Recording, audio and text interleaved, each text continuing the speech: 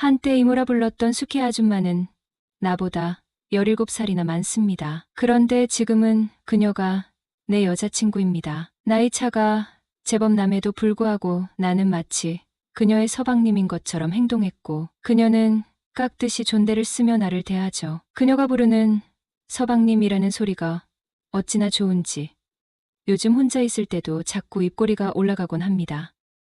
나는 16살 때 어머니를 잃었습니다. 벚꽃이 만개한 어느 날이었죠. 학교에 있던 나에게 엄마가 사고를 당했다는 연락이 왔습니다. 정신이 아득해진 채 병원으로 달려갔지만 엄마는 이미 세상을 떠난 뒤였습니다. 도저히 현실이 믿기지 않았어요. 눈물조차 나오지 않았습니다. 하얗게 질린 얼굴로 병원 밖으로 나왔는데 그 순간 세상이 너무나 잔인하게 느껴졌습니다. 왜냐하면 세상은 여전히 아름다웠거든요. 사람들은 웃으며 지나가고 벚꽃 짚은 하늘에서 흩날리며 나를 뒤덮고 있었어요. 그런 세상이 너무 미웠습니다. 벚꽃잎을 발로 마구 뭉개고 또 뭉개다가 내 마음까지 함께 뭉개지는 것 같아 주저앉고 말았습니다. 그제야 눈물이 터져 나왔어요. 길 한복판에서 사람들 시선 같은 건 신경 쓸 겨를도 없이 엉엉 울었습니다. 그날 이후로 나는 완전히 무너졌습니다. 학교도 가지 않고 밤낮으로 울기만 했으니깐요. 창밖에 세상이 보기 싫어 커튼을 닫아버리고 방 안에 불도 끄고 어둠 속에 몸을 웅크린 채 지냈죠. 밥도 먹지 않고 잠도 자지 않고 오직 울기만 했어요. 하루하루가 눈물로 시작해 눈물로 끝나는 나날이었습니다. 그때 수키 이모가 나타났어요. 내가 살던 빌라 바로 앞집에 수키 아줌마가 살고 있었죠. 그녀는 우리 엄마보다 5살 어리지만 엄마와 언니 동생으로 친자매처럼 가까이 지내던 사이였습니다. 그래서 어릴 적부터 나는 그녀를 수키 이모라고 불렀고요. 정태가 이렇게 힘들어하는 모습 보면 아줌마도 힘들어. 그러니까 하루빨리 힘냈으면 좋겠어. 그녀는 어느 날 나를 꼭 끌어안으며 그렇게 말했습니다. 하지만 나는 아무 대답도 하지 못한 채 눈물만 뚝뚝 흘렸습니다. 그 뒤로 수키 이모는 매일같이 우리 집을 찾아와 집안일을 도맡아 했어요. 쌓인 먼지를 털고 어지러진 방을 정리하고 마와 아빠를 위해 밥상을 차리며 헌신했죠. 된장국, 김치, 감자볶음, 계란찜 같은 소박한 밥상에서부터 가끔씩 치킨과 피자를 함께 나누는 날도 있었습니다. 그녀 덕분에 나는 비로소 앞으로 살아갈 수 있다는 희망을 품게 되었어요. 돌아가신 엄마가 나와 아빠가 걱정돼 수키 이모를 우리 곁으로 보내준 것만 같았거든요. 엄마가 너무 보고 싶었지만 수키 이모를 떠올리며 꿋꿋하게 버텨야겠다고 다짐했어요. 수키 이모는 백화점에서 옷을 사주고 시간이 되면 영화도 함께 보고 시내를 걸을 땐 손도 잡았어요. 아들 없이 딸만 둘이라 내가 내 친아들이었으면 참 좋았겠다. 그녀가 웃으며 그렇게 말할 때마다 나는 엄마처럼 그녀를 따랐고 그녀도 나를 친아들처럼 챙겼습니다. 그러다 내가 20살이 되었을 때 수키 이모의 남편이 사고로 세상을 떠났습니다. 슬픔에 빠져 있는 그녀를 보며 4년 전 그녀가 나를 위로했던 것처럼 나도 그녀 곁에 머물렀어요. 매일 그녀의 집을 찾고 말없이 곁을 지키며 그녀가 조금이라도 일찍 슬픔에서 벗어나기를 바랬죠. 그렇게 큰 고난을 2번이나 함께 겪으니 우리는 자연스럽게 더 가까워질 수밖에 없었습니다. 수키 이모는 나와 함께 다닐 때면 청바지에 라운드 티처럼 평범한 옷을 입곤 했습니다. 그런데 워낙 관리를 잘한 덕인지 균형 잡힌 몸매와 맑은 얼굴로 어디를 가든 눈길을 끌었죠. 가끔씩 지나가는 사람들이 우리를 보고 묻곤 했습니다. 2분 무슨 사이세요? 혹시 수상한 관계 아닌가요? 그럴 때마다 수키 이모는 특유의 밝은 웃음을 지으며 대답하곤 했습니다. 제 애인이에요. 그 말을 들을 때마다 나는 설레어 어쩔 줄 몰랐습니다. 사실 그녀는 내 사춘기 시절 내내 짝사랑의 대상이었거든요. 밤마다 그녀 생각에 잠 못 이루던 기억도 있습니다. 30대 후반의 나이에도 에어로빅으로 다져진 몸매 덕분에 그녀는 군살 하나 없는 건강하고 아름다운 모습을 유지하고 있었거든요. 25살이 되던 해 수키 이모의 첫째 딸 수진이와 연인 사이가 되었습니다. 그녀는 갓 20살이었고 나와 5살 차이가 났지만 우리는 너무나 잘 맞았어요. 그렇게 7년이라는 시간을 함께하며 어느덧 나는 32, 그녀는 27이 되었어요. 내년 봄, 결혼을 앞두고 있던 우리는 모든 것이 순조로워 보였습니다. 올해 연애에도 우리는 사소한 다툼 외에는 크게 싸운 적이 없었고 서로를 진심으로 배려하며 맞춰갔습니다. 수진이는 내가 세상의 전부라는 듯 나만 바라보는 여자였기에 결혼은 너무도 당연한 수순이라 여겼어요. 그런데 불과 3달 전 모든 것이 흔들리기 시작했습니다. 수진이가 대학 시절 친구로 지냈던 남자와 몰래 연락을 하다가 내가 그 사실을 알아차린 것입니다. 그녀는 그냥 남사친일 뿐이라며 대수롭지 않게 말했고 나 역시 그녀와의 신뢰를 믿으며 넘어갔죠. 하지만 그것은 단순한 연락이 아니었습니다. 수진이는 그 남자와 밥을 먹고 술을 마시며 몰래 바람을 피우고 있었던 겁니다. 불과 3달 전 양가 어르신들까지 모시고 약혼식을 올린 사이였는데 말이죠. 결혼을 반년 앞둔 시점에서 우리 사이가 가장 행복해야 할 때 그녀는 나를 배신했어요. 하지만 그녀는 눈물로 호소했습니다. 그 사람을 사랑해서 만난 게 아니다. 그저 심심해서 몇 번 그랬을 뿐이다. 정말 잘못했다. 나와 헤어지기 싫다. 우리 엄마를 봐서라도 한 번만 용서해달라.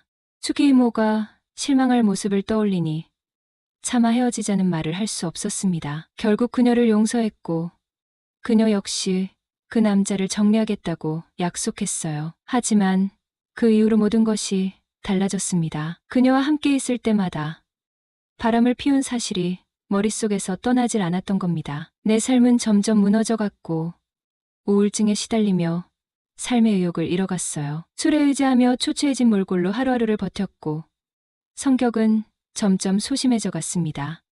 그렇게 힘든 시간을 보내던 어느 날 내 상황을 전해 들은 친한 선배가 나를 위로해 주겠다며 불러냈습니다. 술잔을 기울이던 중 그는 이렇게 말했습니다. 사람에게 받은 상처는 사람으로 치유해야 해. 그러고는 6살 연상의 여자를 소개해 주었어요. 우리는 몇 번의 데이트를 이어갔고 그녀와의 시간은 조금씩 나를 위로해 주는 듯했습니다. 그런데 운명의 장난처럼 어느 날 데이트 중에 수키 이모와 딱 마주치고 말았습니다. 정태야, 너 여긴 웬일이야? 수키 이모의 목소리가 들려오는 순간 등골이 서늘해졌다. 아, 아줌마. 당황스러움에 얼어붙은 채 그녀의 얼굴을 바라봤다. 아줌마는 여기 어떻게? 경기도 하남 미사리의 한 카페. 6살 연상의 그녀와 조용히 데이트를 즐기던 중 수키 이모와 마주친 것이다. 말문이 턱 막혔다. 변명해야겠다는 생각은 들었지만 입이 떨어지질 않았다. 수키 이모는 나를 진지한 눈빛으로 바라보고 있었고 나는 어쩔 줄 몰라 한참을 멍하니 있었다. 죄송해요, 아줌마. 억지로 입을 떼는 순간 수키 이모가 고개를 돌렸다. 그녀의 시선이 닿은 곳에는 다정하게 팔짱을 낀 수키 이모와 젊은 남자의 모습이 있었다. 그 남자는 이모보다 훨씬 어려 보였고 누가 봐도 연인처럼 보였다. 잠시 어색한 침묵이 흐른 후 수키 이모가 입을 열었다. 잠깐 앉아서 얘기 좀 할까? 네. 그렇게 우리는 마주 앉았고 몇 분간의 고요한 시간이 흘렀다. 결국 수키 이모가 먼저 말을 꺼냈다. 수진이랑 무슨 문제라도 있니? 아니, 그게 괜찮아. 하고 싶은 말 있으면 다 해봐. 숨기지 말고. 그 순간 이제는 모든 것을 털어놔야 할 때라는 생각이 들었다. 망설임 끝에 나는 입을 열었다. 수진이가 바람을 피웠어요. 처음엔 그 남자가 그냥 친구라고 해서 믿었는데 결국 그게 아니었어요. 수키 이모의 얼굴이 굳어졌다. 하지만 나는 멈추지 않았다. 그런데 저도 맞바람을 피우고 말았어요. 처음엔 그냥 상처를 잊고 싶어서였는데 점점 상황이 이상해졌어요. 모든 사실을 고백하자 수키 이모는 깊은 한숨을 내쉬더니 단호하게 말했다. 정태야, 파혼해. 그 말이 나를 덮친 폭풍처럼 느껴졌다. 한 번 엎질러진 물은 다시 주워 담을 수 없어. 서로 믿음을 잃은 상태에서 결혼해봤자 더 큰 불행을 부를 뿐이야. 이쯤에서 끝내는 게 맞아. 맞바람을 핀 우리에게 결혼이라는 선택은 더 이상 어울리지 않았다. 그날의 만남을 끝으로 나는 7년간의 연애를 종지부 찍었다. 수진이와의 모든 순간이 사라져버린 듯 허무했지만 이미 깨진 신뢰 위에서 더 이상의 관계는 의미가 없었다. 수키 이모의 말처럼 이건 끝낼 수밖에 없는 인연이었다. 파혼 후 한 달쯤 지난 어느 밤 시계바늘이 밤 9시를 가리킬 즈음이었다. 수기 이모가 단정히 차려입고 내 집 문을 두드렸다. 정태야, 나 좀 들어가도 될까? 술 한잔하고 싶어서.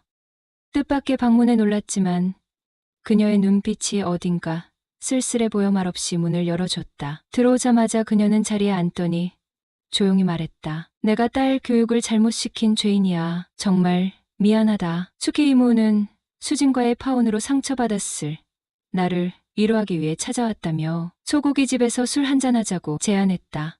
식당으로 자리를 옮긴 우리는 처음엔 가벼운 대화로 시작했지만 점차 마음 깊은 이야기가 이어졌다. 정태야, 너 정말 좋은 사람이야. 수진이는 굴러들어온 복을 지 발로 차 버린 거지 뭐. 그냥 인연이 아니었나 봐요. 그래도 수진이 너무 미워하지 마. 결국 내 딸인데, 아줌마 딸인데 제가 어떻게 미워하겠어요. 다만 아줌마랑 진짜 가족이 될 수 있었는데 그게 안 된 게 아쉽네요. 수기 이모는 내 말을 듣고 잠시 미소를 지었다. 그런 게 뭐 그리 중요하겠니? 서로 어떻게 생각하고 있는지가 더 중요하지. 안 그래? 그렇죠. 그런데 아줌마는 저를 어떻게 생각하세요? 정태? 넌 내 친아들 같지? 아니요, 남자로서는요? 내 질문에 그녀는 조금 당황한 듯 웃음을 터뜨렸다. 남자로도 괜찮지. 키 크고 잘생겼고 특히 튼실한 허벅지가 아주 마음에 들어. 그녀는 말이 끝나자마자 얼굴을 붉혔다. 네? 제 허벅지를 언제 보셨어요? 아니, 그런 뜻이 아니라 남자는 하체 힘이 좋아야 한다는 거지. 아줌마, 생각보다 은근 밝히시는 분이셨네요. 하하, 위사리에서도 한참 어린 남자랑 계시던데. 혹시 취향이 연하남이세요? 그녀는 술 한 모금을 넘기며 천천히 고백했다. 아줌마는 사별 후 40대가 되었을 때 공년배 남자보다도 자연스럽게 연하남이 끌리게 되었다고 했어요. 제가 듣기로 우리나라도 아줌마들이 연하남을 즐겨 찾는다고 들었습니다. 그런데 수기 아줌마의 남자 관계는 제가 알던 상식보다도 훨씬 더 쇼킹했습니다. 아줌마가 알려준 남자는 총 3명, 번갈아 가면서 만나 데이트를 가지고 있는 사이라고 했거든요. 순간 머릿속이 복잡했죠. 왜 그런 얘기를 나한테, 남에게 드러내고 싶지 아니한 부끄러운 부분까지 나한테 하는 걸까? 혹시 일부러 나한테도 가능성을 열어두고 싶었던 건 아닐까? 심지어 핸드폰에 저장되어 있던 그 남자들의 사진을 하나씩 보여주기 시작했어요. 3명 중 하나는 곱상하게 생겼고 겉으로 보기엔 제 또래 같아 보였습니다. 나머지 둘은 30대 후반으로 보였고요. 3명 다 채팅 어플에서 만났다고 했어요. 그녀는 저에게 이야기했습니다. 상식에 사로잡혀서 살지 마. 주변에 괜찮은 여자 있다면 편견 가지지 말고 자연스럽게 친해져 봐. 그럼 아줌마는 저랑도 이성으로 만날 수 있어요? 그녀는 한 박자 쉬더니 고개를 끄덕였다. 그럼 정태 정도면 누가 봐도 괜찮은 남자잖아. 남주기 아까울 정도로 말이야. 그녀의 단호한 대답에 나는 조심스럽게 물었다. 진심이세요? 왜? 아줌마가 너한테 거짓말하는 것처럼 보여? 아니요. 그런데 아줌마가 저랑 만나고 싶다고 하면 저도 가능할 것 같아요. 정말이니? 네. 사실 사춘기 시절에 아줌마를 몰래 좋아했었거든요. 그리고 아줌마가 제 또래 남자랑 데이트하는 걸 보니 질투도 나고요. 저 남자들 대신 제가 아줌마 곁에 있고 싶다는 생각도 들고요. 수기 이모는 내 고백에 얼굴을 붉히며 조용히 웃음을 터뜨렸다. 사실 나도 정태가 좋아. 그날 그녀와 나눈 대화는 보수적이고 단조롭던 내 삶에 커다란 파문을 일으켰다. 그녀의 솔직한 말들은 내가 쥐고 있던 상식과 편견을 무너뜨렸고 우리 사이에 또 다른 가능성을 열어주기에 충분했다. 어느 날 그녀에게 연락이 왔어요. 술 한잔하고 싶다. 얼굴 한번 보자.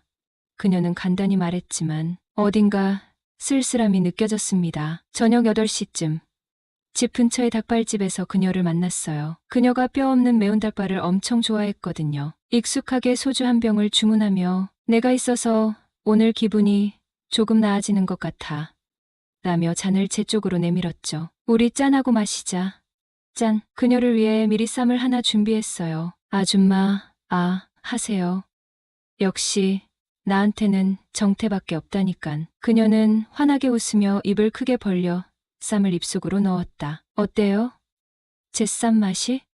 너무 맛있어. 정성이 들어가서 그런가 10배는 더 맛있는 것 같아. 갑자기 그녀의 눈이 촉촉해지기 시작했어요. 어제 나 그 남자한테 차였어. 알고 보니 내 또래 그 남자한테 이별 통보를 받았던 모양입니다. 헤어진 이유가 나이가 많아서래. 정말 어이없지 않니?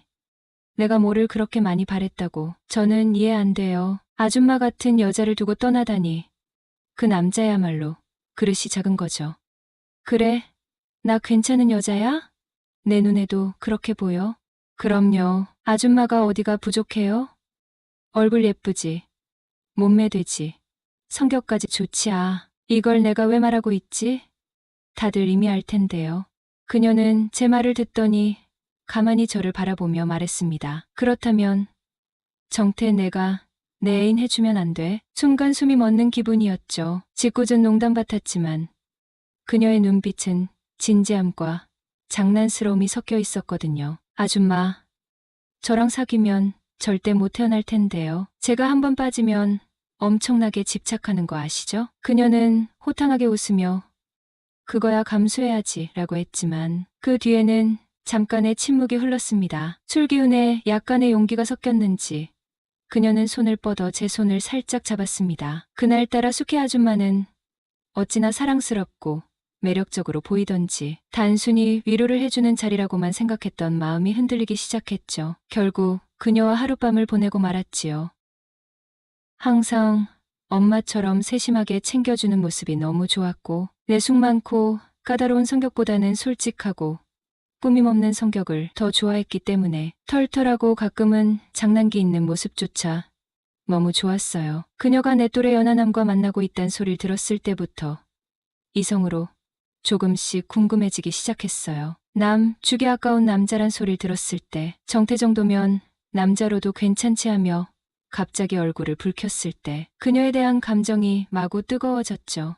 하루를 24시간으로 잡았을 때 적어도 잠자는 시간 빼고는 거의 전부 그분 생각을 했으니까요. 같이 놀러 다닌 곳도 많았고 얘기도 참 많이 했어요. 무엇보다 그 시간 1분 1초가 너무 행복했습니다. 그러다가 제가 그녀에게 좋아한다고 고백했는데 사실 누가 봐도 좀 그래 보이잖아요. 그녀가 그러더라고요. 우리 여기까지만 하자. 더 이상은 안 돼. 너도 얼른 좋은 사람 만나야지. 그날 일은 서로 잊자. 웃으면서 그러는데 너무 마음이 아프더라고요. 그렇게 서서히 연락이 뜸해지다 멀어졌고 한 달 만에 그녀에게 연락이 왔어요. 잘 지내느냐?